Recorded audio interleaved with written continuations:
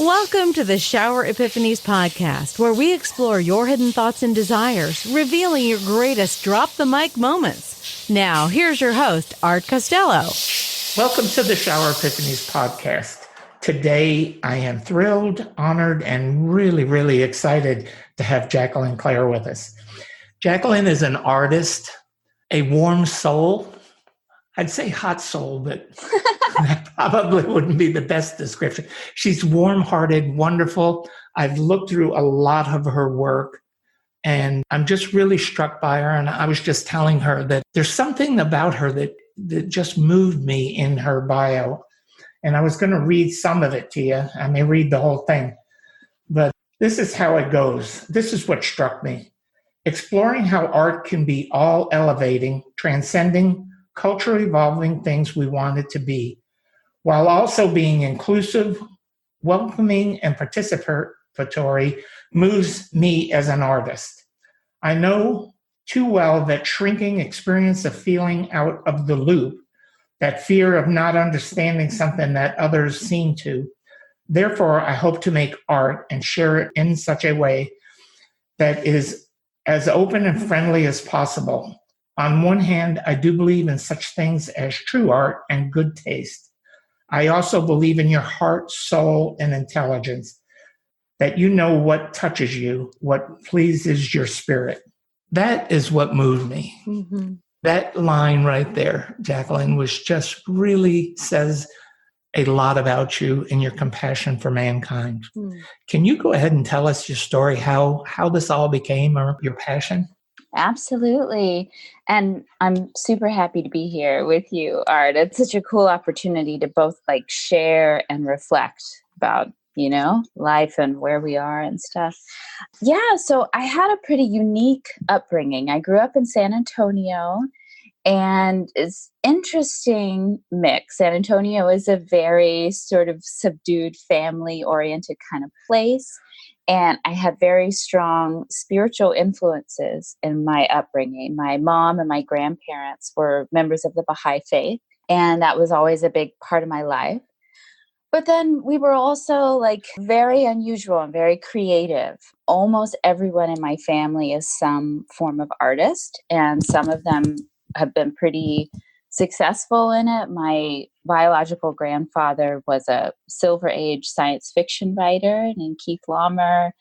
And it just through either marriage or direct lineage, there's connections to The Who and David Bowie and the Sex Pistols, just crazy, crazy background that I kind of was aware that I came from, And my mom was a single mom and artist, and it was just a really diverse, dynamic upbringing of all these different things that were both really beautiful and great and really challenging. And even my faith, which has become so much a part of my life. Growing up, it just kind of felt like yet another thing that made me weird, to be this faith that no one had heard of and stuff. And if only I could have lived in a 2-story house and had braces. I just wanted to be normal so bad, That's really interesting. That is really interesting. Well, let me say this. You have met somebody who is very familiar with the Baha'i faith. Oh, wow. I worked with a young lady in San Diego at Mercy Mental Hospital almost 50 years ago now. And we had dorms. They called them dorms, or anyway, it doesn't matter which. I'm going blank on what they called them. But she was the secretary. Okay. And she was such a warm, loving person. And her and I would sit and talk quite a bit at lunchtime and in evenings when we had breaks and stuff. And I learned a lot about the Baha'i faith. And it is a warm, loving, receptive, inclusive religion that doesn't make judgments on people. And I was very impressed with it. So I am familiar with it. But let me ask you this question. Because you had and I knew about your mom being an artist, I didn't know about how far it went back in your lineage, but do you think because they encouraged you to think differently, that was your thought process in becoming an artist? Had you ever tried to do anything else and weren't happy?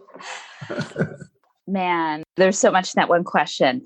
Yes, my family encouraged me so much, both literally. My mom, when I was a toddler, she let me draw on the walls.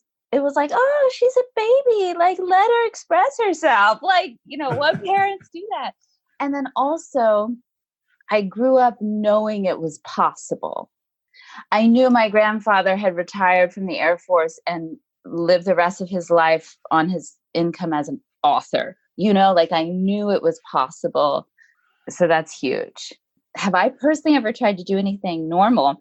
I did work in an office for like 6 weeks as a temp once, and it just about killed me. So much sitting. I can imagine. I can imagine that it would be hard for somebody who is so free-spirited and so creative, to be stuck at a desk, writing now in front of a computer sometimes drives me nuts, Sure. Because I got to be out and experiencing things, which leads me to, did I read that you believe that experiencing things is the best teacher? I don't know if you read that, but I certainly believe that. Absolutely. Yeah, I do too, because when you said possibilities, one of my favorite things that I write about is that I have a quote that I say on my show quite a bit. It's about, I believe in the possibilities of everything. So when you believe in the possibilities of everything, everything becomes possible. Wow. It's so hard for people who are not in the same wavelength or thought processes that we are with our creativity. But, I think that experiences really are the best teacher that we have in life, even the bad experiences, because they are our greatest teachers. Mm-hmm. Those are the lessons that we learn not to repeat, hopefully. Some people don't, but, people keep repeating them. But most of us learn from those processes and those challenges. And the greatest ones are the greatest teachers. Do you think that that's true? I do think it's true. And I think it also needs to be coupled with resilience, because sometimes people have the experience of putting their neck out just far enough that they get really, I don't ever want to risk anything again. And, it's that, I heard recently that for people who are like trying to quit an addiction like cigarettes or something, that actually like committing to the process and just doing it again for like the 8th time, I'm going on the wagon again for that you actually, it's somewhat counterintuitive, but you actually like build stamina and resolve the more you keep saying, okay, I'm going to go back in the arena. I'm going to go back in. I'm going to go back in.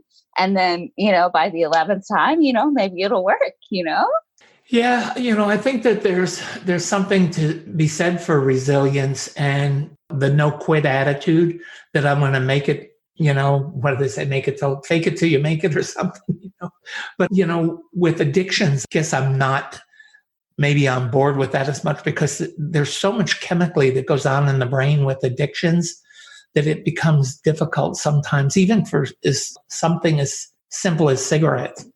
The addiction is so great, but I certainly agree with you. You've got to keep trying. You never give up, ever. So, that's the important thing that we do. So your mom was free-spirited. She was a single mom. Yeah. And she let you draw on the walls. How did you progress to paper? Gosh, I don't remember that exact transition, but I went through a lot of paper. I truly did so much. And my dad was always very supportive too. He was in the picture, just I didn't live with him.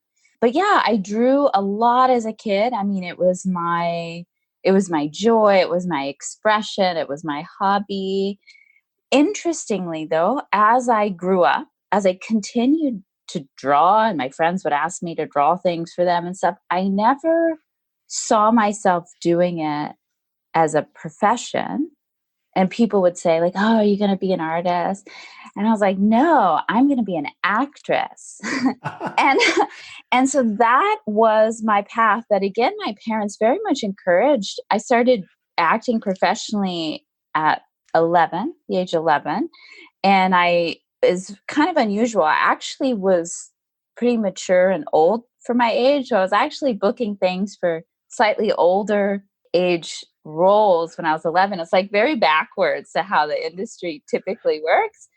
Usually it's like 20-year-olds playing 14-year-olds sometimes. But so in Texas, I started pursuing acting, and I was still drawing for my own expression, but it was just, I had this idea in my mind of what an artist was. And I think because in some ways I'm so pragmatic and earthy in a way that I didn't see myself in whatever stereotypical kind of airy-fairy whatever that an artist is supposed to be, both the good and the bad. So even as an actor, I was strangely adamant that like, no, I'm not an artist. I'm an actor. It's like so weird. In my 20s, I moved to the LA area and sort of, got beat up a little bit there. Not that it's cruel in any way, but like I realized, that's where everyone goes. Like you make it to the top of your little local heap and then you go there and you're like, oh my gosh, the standards are so different here. It was a really great experience. But interestingly, it wasn't until I found a teacher that really helped me see acting as a true art. Like I was an artist, and the more imaginative and personal and strange you can be in your choices in this art, the more enigmatic it is for the audience. It wasn't until I started to see that and make that transition that I started to come back to visual art. It's like it opened up a part of my soul that I hadn't fully seen or embraced. And as much as I started to fall in love with the true art of acting, I also had the courage to recognize that the day-to-day experience of pursuing that profession, the reality of that as a profession, was not feeling right. And that's not easy, because it takes so much pugnaciousness to be like, I don't care what all these people say, I'm going to be the one to make it, right? I'm going to do it. And to be on a path for 19 years and then to be like, actually, you know what? This is no longer feeling right. But I think if I had never gone, full tilt boogie going for it, I wouldn't have made those transitions. I would never know. And it led me to visual art and sort of that alchemist hero's journey way of coming back to where you started, but with a completely different framework and understanding. So it was actually acting that led me back to visual art. The need to have closure in any given situation is sheer human nature. And when it comes to romantic relationships, this desire skyrockets. Has your previously failed relationship left you in immense pain? It's not uncommon for people to shy away from a new relationship after their first one fails miserably. The fear of the unknown makes them hide in a shell to prevent any future heartbreak. Relatable? Despite wanting to love and be loved, you can't take the plunge if your mind and heart are still locked somewhere in the past. Maybe you aren't aware of the power of releasing the past, or perhaps you don't know how to do it.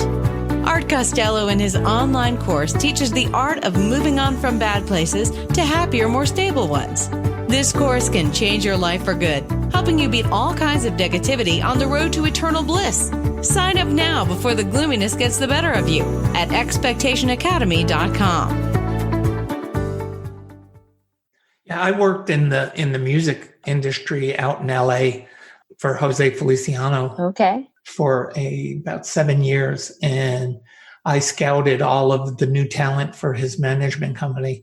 And I know, I know how beat up you can get, but it really is an experience that gives you a lot of insight and growth. I think it can really help you grow because you really see the world in a whole different perspective, because it is really, there's perspective in Hollywood in that actor, singer, songwriter community is so different than what we are. And you're right. Some people get stuck in it and they stay there their entire life pursuing the dream of being the next Elton John or being the next Brad Pitt or any actor or actress. I mean, they get stuck in it. And you see, I mean, I met people who were in their 70s and 80s who were still trying to pursue that same dream, you know, and they didn't see that really there was something in store for them. They just were so committed to it. They just wouldn't look at any other way or any other thing. So I guess there's good things and bad things about it. But how do you think it helped your creativity in your art? How do you think your perspective changed? From acting or from transitioning from acting? From transitioning from acting into being an artist, because I love your artwork. I'm really intrigued by it. Thank you. Well, there's a lot to this. I had something and it just flitted away. It happens to me. Yeah, I was like, oh, it's so great. And then it's like... We were talking about transitioning from the, what I call the organic or natural arts of acting and all that, to the creative arts of painting and drawing. Mm-hmm. So, well, immediately when I returned to visual art, which started again just as a hobby, doing little doodles for friends and then sort of building momentum, but every little bit felt so joyful that I kept doing it. I personally found it as a much more direct way to communicate my soul, my sense of beauty, to communicate what I wanted to inspire in other people.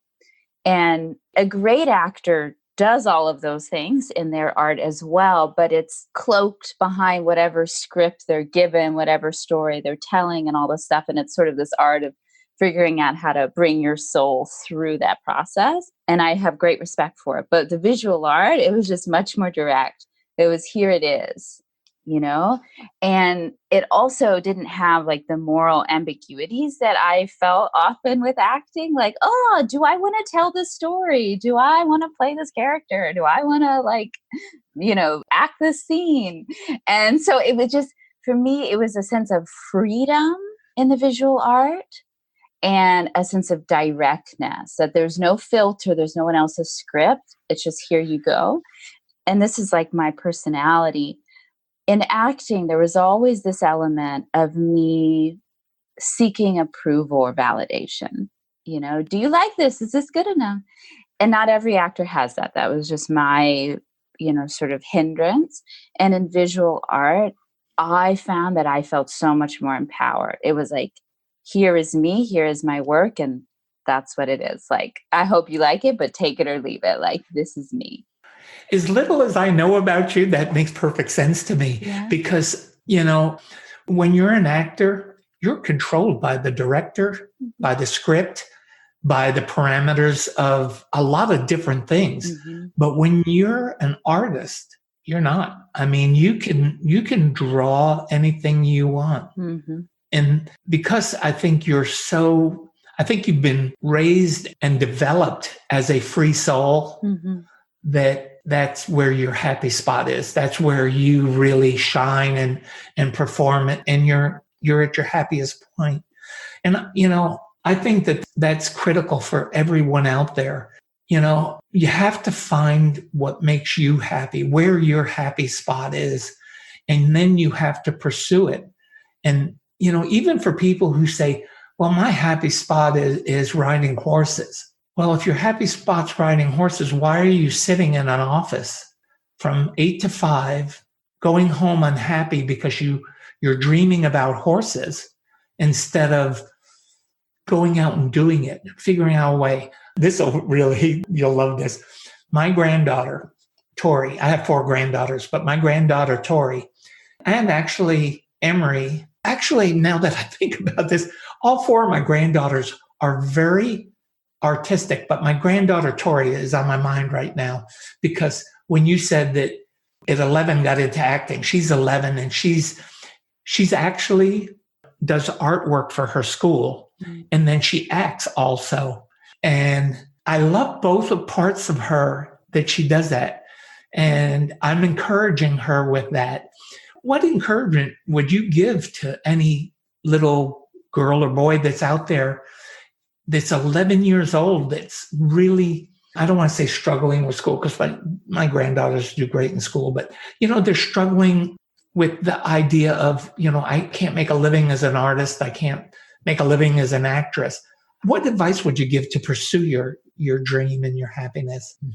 That's awfully young to be worried about making a living. But I don't doubt that pressure is already seated and on them. Yeah. Well, I think they hear it at school. Yeah. I think they hear other kids say, oh, you can't make it as an artist. That's really hard because they've heard their parents say it, and that is the expectations of others dictate what you do, then you will never be happy. You have to live to what your core expectations are in your heart and soul. And that's what I do with people. I get them to learn what their core expectations are, their wants, needs, and desires are, and then go for it. Because you're never going to be happy unless you do that. Yes. I was trying to fish out of you with her. Yes. Well, I think what you said, absolutely. And I think I would, like if it was my child or I was working with this child, I would really break it down and figure out what is it about this path that they're attracted to and that brings them joy. And because that also opens up more possibilities and more understanding of their why to do it, which is what will sustain them. And also seeing if there are additional ways that they can, affect the world in the way they're moved to or find that joy. Just because if your only picture is, I want to be Natalie Portman and I want to win an Oscar and that's what I'm going to do. Absolutely. Like the next generation is going to need a Natalie Portman and, people win Oscars. This is attainable. This absolutely can happen. But what is it about that? Why do you want to do that? And is it because you want to finally feel better than your big sister? Or is it because you want somebody to watch your movies and feel like, they're not alone in this world? And then it's like, wow, that's really interesting. So let's go deeper into that. What are all the ways you can help people in the world feel connected and not alone? Just because I think that it's really good to focus on what you want once you have like a lot of clarity, but sometimes we jump to what that one thing is because it's all we've ever been exposed to, someone on TV. So I would just break it down a little bit. It's the same conversation I would have if my 11-year-old was dead set on marrying a certain pop star. I'd be like, okay, that's possible, but let's talk about it. What is it about this person? And then we might expand our possibilities. Oh, so you want someone, is humorous and creative and, passionate about what they do in life. But and then we're not just talking about Justin Bieber. We're talking about many people in the world, Mm-hmm. just to give them tools to be able to discern the world around them and not have blinders on before it's time to have blinders on. Has anyone ever inspired you to discover a happier, healthier, and more fulfilled you? It is a magical experience, isn't it? Inspiration is indeed very powerful, yet it's often undermined. It can lift you from the ground to the sky in no time. Have you ever thought about returning the favor by inspiring the people around you? If you don't think you have it in you, we have good news for you. Art Costello's online course has everything you need to learn to supercharge yourself and shape your character into a powerful personality. Get ready to discover your strengths and unleash the creativity within. Don't believe it? Check it out yourself by signing up for this life-changing course at expectationacademy.com. That's expectationacademy.com.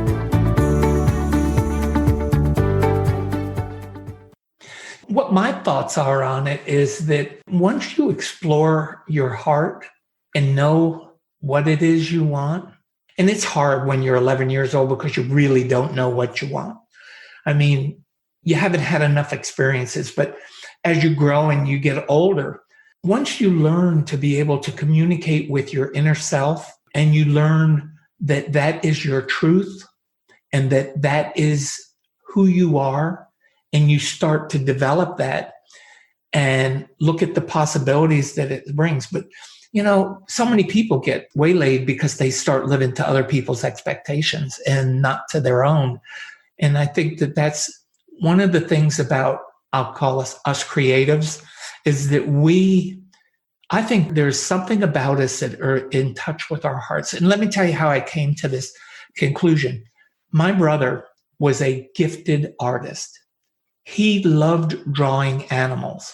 I mean, particularly horses, because he had a passion for horses. He wanted to be a farmer. He wanted to be a farmer. And he pursued farming. And I could never he's 10 years older than I am. He passed away last year or 2 years ago. But anyway, he pursued farming instead of pursuing his artwork. And I always said to him, you have always been a gifted talent. I mean, people who saw his drawings and sketches, my dad was very artistic. So I guess he got it from my dad. But he was very, very gifted and great artist, but he didn't pursue it. He got so disillusioned as a farmer, he got involved in drugs, and he ended up selling off of his farm from 1,000 acres down to 10 acres, all blown up his nose. And I always will, to the day he died, will feel that he wasn't living to his passion, to his expectation of being a great artist, and that in his adult years, it really affected him, when he could have turned around and said, okay, I'm going to be a farmer that does art. Which would have been so fascinating. People would have loved that. Did he ever give you an answer why he wasn't pursuing the art? No, he could never give me any good answer. I mean, he had excuses. Mm-hmm. He was too busy for this or too busy for that. He got, he was girl crazy. I mean, from the time he was a teenager, he was girl crazy. And he was always chasing girls. But he was so talented. I mean, I can remember some of the artwork he had. And I hope his sons have kept it, because some of them were the pictures of horses that he drew were just incredible. My dad was a pen and ink guy, and he was a printer by trade. But what he did is he went back after he retired and started painting all of the places that he had ever lived and been and everything. And we'll get together someday. I'll show you some of his pen and art. I was in Laguna Beach one time and showed it to an art gallery there. And they said, that detail is incredible. Can we display? Because he gave me a stack. He gave each one of the kids a stack of his pen and inks before he died. And just incredible. I mean, it's just really talented. So I took the other route, writing. Mm-hmm. I actually took the route of people. I love people. So, mm-hmm. I always felt bad for my brother, that he didn't live his passion. So. Yeah, that is sad. It happens a lot. I think it does. I really do. Yeah. Because people get sidetracked. And other people, when I was talking about my granddaughter at school, even when they go to school and teachers say, well, you really need to have something better than that, because, you can't make it as an artist. Only Van Gogh and all these artists, Andy Warhol and all those in recent times have made it. There's so few that made it. But there are a lot of artists that do make a living. Mm-hmm. Mm-hmm. So. And I think it kind of comes down to, what is the purpose of being alive? Is because, pursuing a path as an artist, it might be very challenging. Absolutely. But is it worth it? Probably so. If that's what you're called to do, absolutely. So I think the conversation goes a lot deeper into what's the point of even being alive? And you said it earlier about if you can serve one person, and hopefully a lot more, of course, but I mean, if you can genuinely inspire or help someone, and if you feel called to write or make art, I'm certain that that calling is in you for a reason, you know? Ooh, it isn't just, nurses and school teachers and stuff that help people, which they absolutely do, like all due respect. But if you feel called for something, there's a reason, and it will be challenging, but it will be worth it. Yeah, I'm of the belief that I had this conversation the other day. Even the guy that goes by and picks up the trash on our block has the capability of helping somebody, of serving others. And maybe not so much out of his truck, but the way he performs his job on his route.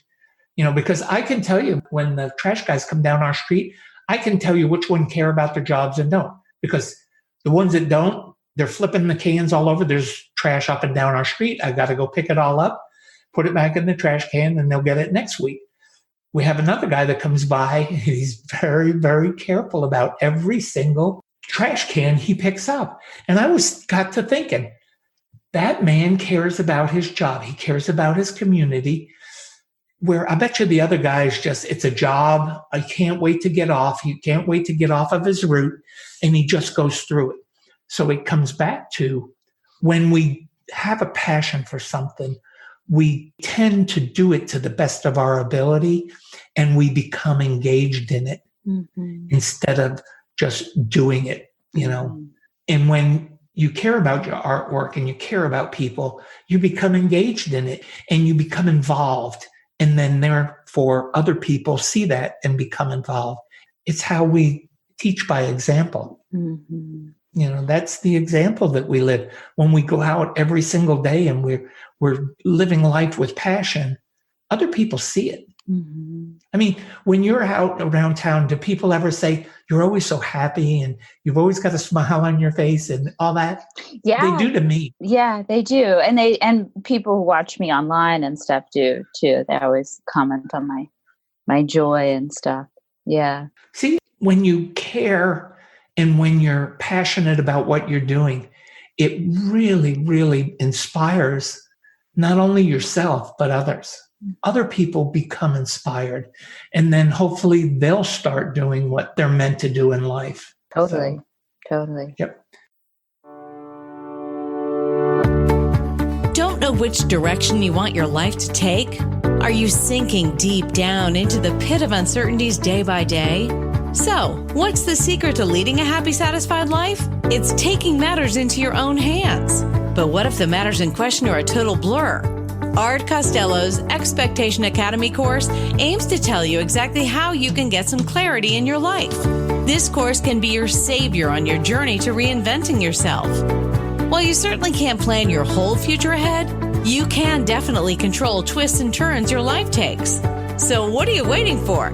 Sign up for this course now at expectationacademy.com. Get a chance to broaden your horizons and add meaning to your life. That's expectationacademy.com. Got another question for you. All right. I saw that you have done children's illustration. Yeah. Do you enjoy it? I do. I love it. It's a different process. When I paint, I don't usually have any sort of vision or conception of where I'm going exactly. It's not at all woo-woo. It's very, practical and lumbering, but it's more like an unfolding dream. Literally, I sort of let the layers of the painting and the images that start to emerge and the ideas I have sort of guide me down this path. And so the painting process for me is probably a lot the way it is for the viewer. It kind of like, even I go on this journey.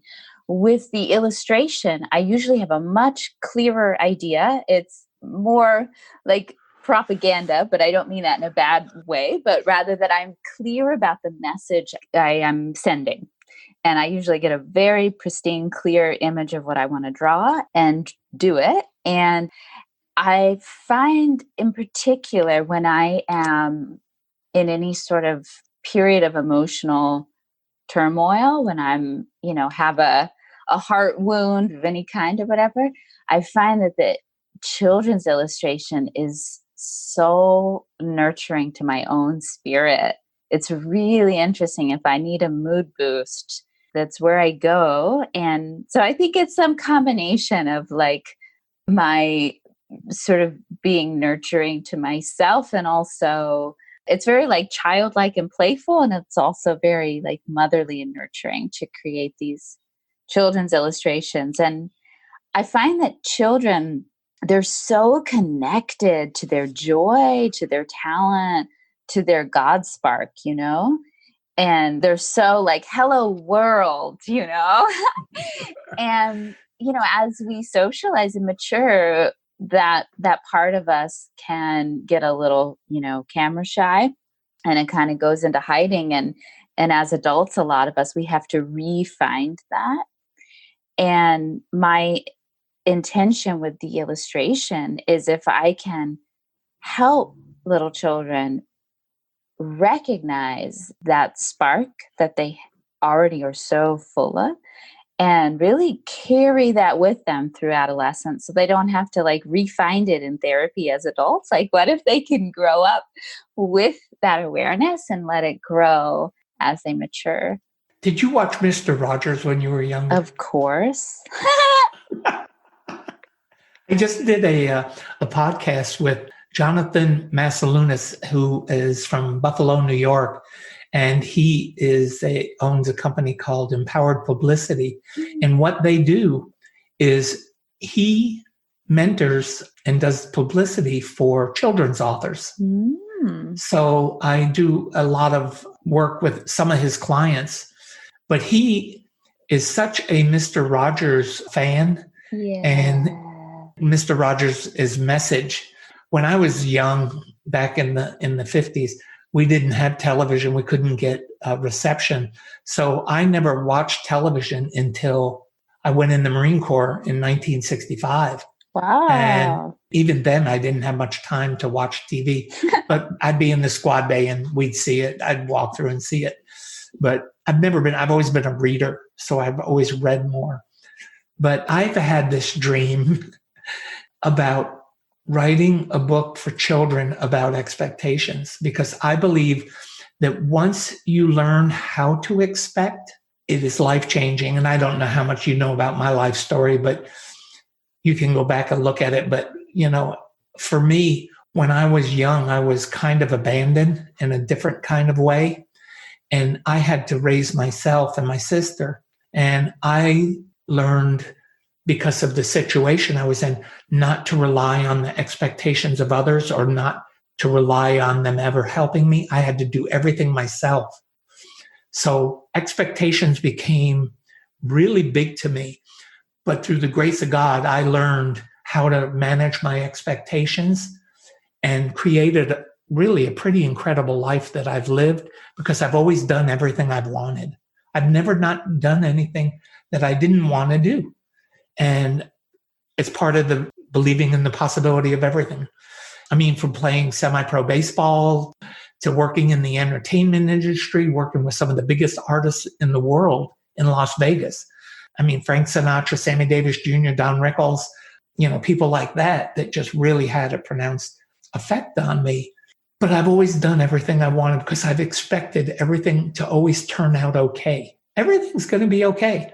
Not saying that there isn't trials and tribulations, there are. But in the end, everything works out the way that God has it planned for us. Mm-hmm. And I want to teach that to children. So when I write it, I'll have you illustrate it. It sounds great. Sounds great. Please do. Yeah. Because I think that, you know, once kids learn that they don't get everything that they always wanted, but you can't stop working for it. You can't stop going for it. I mean, that's what we've talked about today. Mm-hmm. That's what your life is about. Mm-hmm. It's about, as a child, learning all these different things from the people around you, finding again, after acting, that it was your passion, and now making a living, selling your artwork. Mm-hmm. I mean, it's a fantastic story. Mm-hmm. I mean, it's stories that dreams are made of. Right. And now I also combine my acting background with my live exhibits and spiritual storytelling. So, and, you know, I'm sort of a disruptor. Like I'm coordinating with some folks who put on shows in DC and New York. And they're like, well, we usually have musicians. We usually have concerts. And it's so interesting because my my live events. Like I have this show, Awaken to Your Life, as a spiritual journey. And it has elements of like a spiritual workshop or something, but it's a lot more like a visual artist version of a concert. Like I'm this front woman and I share my stories about these 7 paintings, and we actually use the paintings to go deeper into these explorations about these spiritual ups and downs of life. And it's very audience centered. I have different ways that the audience is sparked and encouraged to participate and talk and share their thoughts. And it's been really rewarding for me to be able to create these spaces to take people on this journey and then hear their insights and what they share and what they have to say. But it's really unique what I do.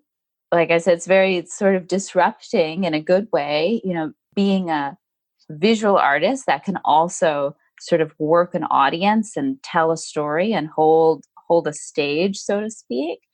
And it's a combination of, my background and my experience in acting, preparing me for this. But I love it because I'm just being me and sharing what matters to me instead of playing a character. And then the visual art helps us go deeper into these very expansive concepts. And if I hadn't have kept following those breadcrumbs or following that call in my heart to pursue acting and now I want to leave LA, and the life can be so much more interesting and our offerings can be so much more tailored and unique than we could just like map out on paper, like go for those goals and then let life guide you to something that's you couldn't have planned. I'm just loving this because we're kindred spirits. Yeah. Because that's what I believe. I mean, I believe that we're presented and we're gifted with all these situations, and how we learn them and then how we share them makes such a difference in people's lives. And it's really, really cool that you're able to do that. I love that term, spiritual storytelling. Yeah. Yeah, that is so, so cool. I have to tell you, so I used to just say storytelling, and then people kind of imagine like children at the library, but then I was like, I didn't want to say adult storytelling because that's a totally different meaning. So like it's spiritual storytelling. Adult storytelling. Yeah, that could really... Yeah. You probably have a huge crowd. Yeah, totally. But they'd be very disappointed. I'll teach them how to manage their expectations then. Oh, Lord. What a beautiful soul you have. I mean, very few people live like you and I do. Matter of fact, I've interviewed hundreds of people on the show. I'm proud to say you're the only one who really, really has been so kindred to my spirit of how to live life. Wow. Wow. Yeah. And I'm sitting here trying to figure out what it is in our background. Because when I was growing up, I had to figure out everything on my own. Mm-hmm. And it always has amazed me that how I did it. How did I figure it out? Because I was subjected to some pretty abusive teachers at school who didn't like my family. Just a lot of different things. I think it affected my brother and sister differently. Mm-hmm. They were totally different than me. They let it affect them. And I found a way to get around it, with having this core strength and belief in that what I felt mattered more than what anyone else said, where they felt what other people said dictated how their course of life was going to go. I mean, we hear about teachers in school telling the class, "Oh, you're a bunch of dummies." And, that's the worst thing you could ever tell anybody. Yeah. Well, it's not the worst thing, but, for a teacher to say that is, to call somebody out or to tell a class they're dumb, is just ridiculous, but it happens. Those teachers shouldn't be teaching, but that's a whole nother show we could go on. But I wonder what it is. Do you have any thoughts on it? That because you grew up in a home where you were encouraged and you were nurtured to think differently, to actually pursue what you wanted to, writing on the walls. I mean, that's great. I mean, think about it. I mean, it's just a wall. It can be painted over if you're really worried about the wall. But a lot of parents would become so unglued, they would discipline the child instead of using it as a tool of encouragement. How much do you think that affected the rest of your life? I think it was huge. I look back at some of my choices as a very young person. I graduated high school early, about a year and a half early, just because I was like, why do it in 4 years if I can do it in 2.5? And I chose not to go to university because I was very clear that I wanted to pursue acting, and I knew I didn't need a degree. And it was very hard because I lived in a college town. And everyone, the first question is always, oh, are you in school? Are you going to, and adults get very worried when they encounter a young person who's not in school. And I really had to stand up for my choices big time. It was very much against the grain. Now there's a little bit more openness and discussion about whether university is the right route for someone. But at that time, it was without question. And I thought it was kind of weird because on the one hand, we were very much pressured to go to university to get a good job kind of thing. But then also people always talked about university as like a party scene and you'll put on 15 pounds and find yourself. And I was like, so I had this sort of grit at a very young age where I was like, no, I know what I want. And I'm not looking to get a good job. I want to pursue this career, this passion. And I don't need to go to college to find myself. I already know who I am. Like I was very tough at this deep level that I even look back now and I'm like, dang, who was that girl? And I do think, part of it might just be my genetic, my DNA, my makeup. But I do think I have to give credit to my upbringing, that my parents encouraged that kind of will and stamina, really. And I think that's good, and then I was thinking in my case, I had no one that encouraged. My parents had no expectations. They had no direction. They didn't give any direction, didn't tell you needed to go to college, didn't tell you needed to go to work, pretty much didn't communicate on that level. I mean, and it was a lot worse. I mean, because my parents never taught about personal hygiene. I didn't know what deodorant was until I was 16 years old. Wow. And then I asked the girl at school, the cutest girl in school, to go to the prom with me or to go to the dance with me. And she said, I wouldn't go with you because you stink, because I didn't know you had to wear deodorant or anything like that. Wow. So my best friend's mom went and bought my first tube of deodorant. Wow. So when I say I literally had to figure it out myself, I literally had to figure it out myself. Wow. But again, it created a strength in me Right. to overcome anything. I mean, I know that I can do anything I put my mind to. And then that with the Marine Corps, who is, you learn physically that you can do anything in the Marine Corps. With the mental, I can do anything. And then the physical, I can do anything. No one could ever stop me from doing what I wanted to do. I knew that I had all the tools to live the life that I wanted to live. Wow. That's such an amazing story, your story of how challenge and, unfortunate situations can just create the most amazing human beings, right? Who aren't afraid of petty things, who aren't afraid of like, oh, well, what will they say? The things that hold people back, Yeah. And it always amazes me that I was able to do that. But I see that in you too, because I imagine for you being such a free spirit at a young age, I imagine teachers kind of were challenged by you too, because, free thinkers are not what this society wants. Mm-mm. Yeah, it's not designed for it. Yeah. I mean, what they want are people to fit in to the mold that society has for them. And those of us who live outside of it are really not considered the norm. I think it's getting better about it, but still, I always talk about the expectations of society, the expectations of church, of government, all of these things is all about control. Mm-hmm. It is about controlling the population. Advertisers, from buying cars to buying food, the advertisers all want us to act in a certain way. And I write a lot about the expectations that all of that has upon us. And then we fit into this mold that they want. And then we don't do what we were born to do. Right. I'm thinking about your question and what it is we might have in common. Again, I think you've earned your stripes much more than I have.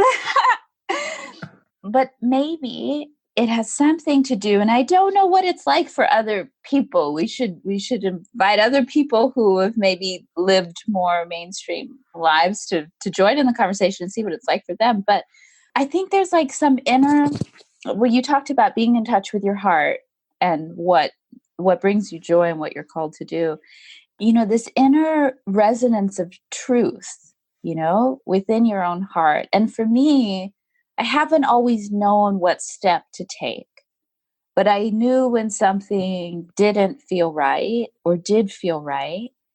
And I just can't go against that feeling. And I'm sorry, sorry, not sorry. Don't be sorry. Don't be sorry. Sorry, not sorry for who it might inconvenience or whatever. And it can lead me down scary paths sometimes. Like, oh, I didn't realize I'd be walking along the edge of a cliff, like hypothetically or symbolically. But like, I have to follow that call of truth, and I can't do something that doesn't feel right. So maybe that's something we have in common. That is one thing that I preach. Yeah. When your gut tells you that something isn't right, Yeah.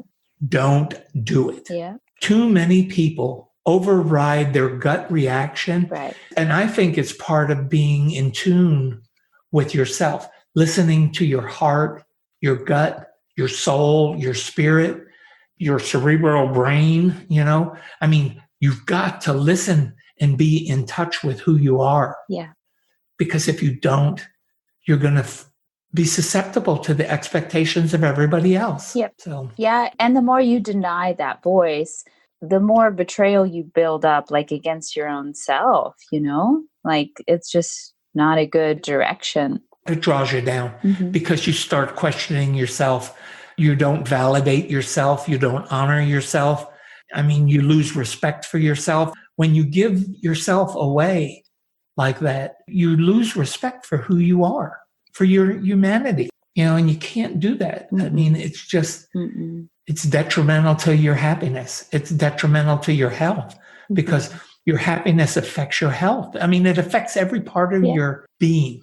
Yes. So. And I wonder if, for example, those teachers, the unfortunate ones, not the wonderful ones, the ones you mentioned calling a class dummies, like how far perhaps are they from their calling, their path? And is that why they are in that state of mind where they would say something so damaging and cruel to a room full of children? Like it has residual dangers and damages when we're not truthful. As you said, when we lose respect for ourselves, it doesn't just affect us, it affects others and generations of others. Absolutely. It's just amazing what respect and honoring who you are and honoring your, what I call core expectations. I'm going to put you on the spot, and I've never done this before. Okay. Can you tell me what your 3 core expectations are? I'll give you time to think about it. Can you tell me what yours are? Yeah. Your 3 core. You want to hear mine first? No, I don't. I'll tell you what mine are. Okay. Love is number 1. Compassion is number 2. Number 3 is integrity. Nice. I would say that mine is truth, courage, and joy. Beautiful. Says a lot about you. I mean, I don't normally ask my guests that question, but I was just really interested because I wanted to see how you would answer it, and you answered it without having to really put a lot of thought in. Now, I've asked this question in group settings, when I'm working with some groups and stuff. And some people stammer on it so long that they cannot tell you what their core expectations are. Right. You took about 30 seconds, really 35 seconds to tell me, which is really quick. So that's a good thing, because I think that you're in tune to who you are. And I think that truth, courage, and joy are really great qualities. I mean, those are great things to have. Yeah. Really a lot to think about, isn't it? Yes. And it's what I hope to spark and inspire, increase in other people, through people who hear this conversation, through people who come to my shows or own my artwork or look at my artwork, help ignite and increase their own connection to truth, courage, and joy. Wow. What a way to end the show. Yeah, there we go. What a way. Can you, in the next few minutes, tell the audience where they can get a hold of you, what you've got coming up, and where we can see your spiritual storytelling? Maybe? Yes, absolutely. Okay, so I am Jacqueline Claire, everything spelled traditionally, like Jacqueline Kennedy and like Claire the boutique. So my website is Jacqueline Claire Art. My Facebook is Jacqueline Claire Art. My Instagram is Jacqueline Claire Art. My Patreon is Jacqueline Claire Art. So all of those platforms are ways that you can find me. I have an email project coming up in March, which was originally designed for people who are observing the Baha'i fast. It's a 19-day daylight fast, but it's daily art and devotional emails. And I found even people who aren't Baha'i get a lot out of it. So maybe I can provide you with the link to sign up for that if people want to join.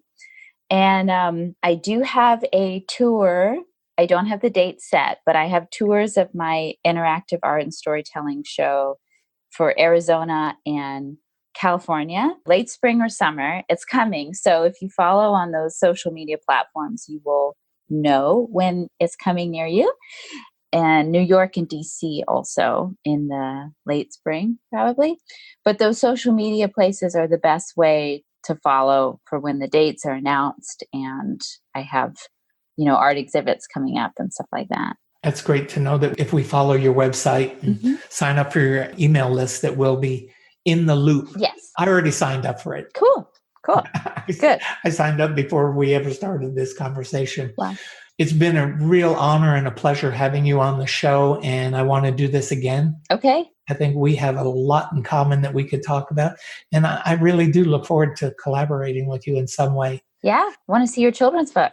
Yeah. Then I want my audience to really, really get in touch with Jacqueline and explore her art and all that she has to offer. She's a fantastic human being. And as I said before, I love her. And it just would mean a lot if you all would just really support her, as I am going to do. Oh, thank you for that announcement. And also, I do have a gift for your listeners. I do have a promo code on my website, which is expectations, plural, 10, expectations 10 for 10% off on my website. Expectations 10, JacquelineClaireArt.com. Well, that's cool. Has it always been Expectations 10? No, I made it for you guys. Oh, okay. Yeah. Well, that's great. So, yeah. Well, with that being said, I'm going to sign off, everybody. You know where you can get a hold of me, Art at Expectation Therapy, and my website, Expectation Therapy. And I'm going to let Heather White take us out of here, and we'll call it another episode down and ready to go. Thanks for listening to the show. Drop us your comments and questions with what you want answered on the show. You can subscribe on iTunes and Binge Network. You can also get more information on the website, expectationtherapy.com.